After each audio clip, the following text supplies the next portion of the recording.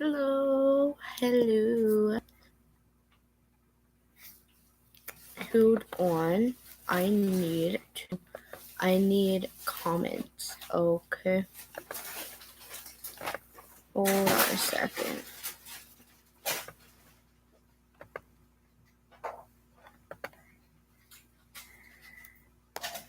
Come on, join.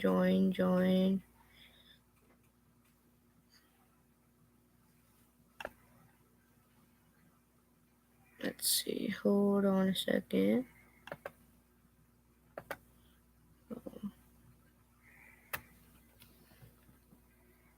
Hello.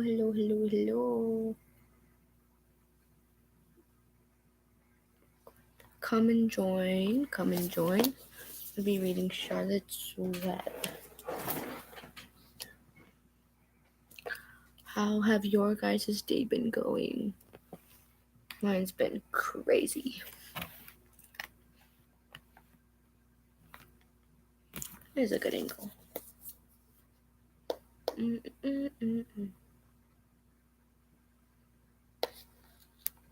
You guys, oh my god.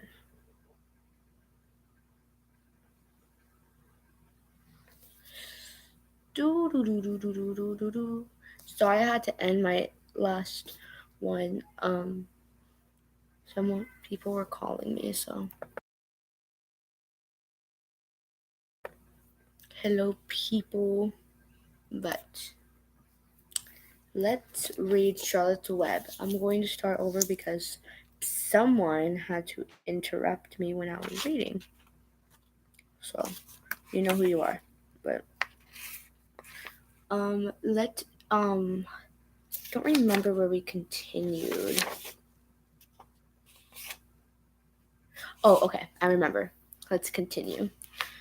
When Mr. Rabel returned to the house half an hour later, he carried a carton under his arm. Fern was upstairs changing her sneakers. The kitchen table was set for breakfast, and the room smelled of coffee, bacon, damp plaster, and wood smoke from the stove. "Put it on her chair," said Mrs. Arable. Mr. Arable set the carton down at Fern's place. Then he walked to the sink and washed his hands and dried them on the roller towel. Fern came slowly down the stairs. Her eyes were red from crying. As she approached her chair, the carton wobbled, and there was a scratching noise. Fern looked at her father. Then she lifted the lid of the carton. There inside, looking up at her, was the newborn pig. It was a white one. The morning light shone through its ears, turning them pink. "He's yours," said Mr. Rabel, "saved from an untimely death, and may the good Lord forgive me for this foolishness." Fern couldn't take her eyes off the tiny pig. "Oh," she whispered. "Oh, look at him. He's absolutely perfect." She closed the carton carefully. First she kissed her father, then she kissed her mother, then she opened the lid again, lifted the pig out, and held it against her cheek. At this moment her brother Avery came into the room.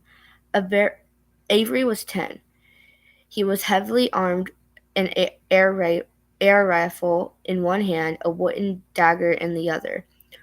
"What's that?" he demanded. "What's Fern got?" "She's gotten a guest for breakfast," said Mrs. Arable. "Wash your hands and face, Avery." "Let's see it," said Avery, setting his gun down. "You call that miserable thing a pig? That's a fine specimen of a pig. It's no bigger than a white rat." "Wash up and eat your breakfast, Avery," said his mother. "The school bus will be along in half an hour." Can I have a pig too, Pop?" asked Avery. "No, I only distribute pigs to early risers," said Mr. Rabel. "Fern was up at daylight trying to get rid of the world of injustice. As a result, she now has a pig. A small one, to be sure, but nevertheless a pig. It just shows what can happen if a person gets out of bed properly. Let's eat." But Fern couldn't eat until her pig had a drink of milk. Mrs. Arable found a baby's nursing bottle and a rubber nipple. She poured warm milk into the bottle. I skipped a page. Oh, she poured warm milk into the bottle, fitted the nipple over the top, and handed it to Fern. "Give him his breakfast," she said. A minute later, Fern was seated on the floor in the corner of the kitchen with her infant between her knees, teaching it to suck from the bottle. The pig, the pig, although tiny, had a good appetite and caught on quickly. The school bus honked from the road. "Run!" commanded Mrs. Arable, taking the pig from Fern and slipping a donut into her hand. Avery grabbed his gun and another donut. The children ran out to the road and climbed into the bus. Fern took no notice of the others in the bus. She just sat and stared out of the window, thinking what a blissful world it was and how lucky she was to have an entire charge of a pig. By the time the bus reached school, Fern had named her pet, selecting the most beautiful name she could think of. "Its name is Wilbur," she whispered to herself.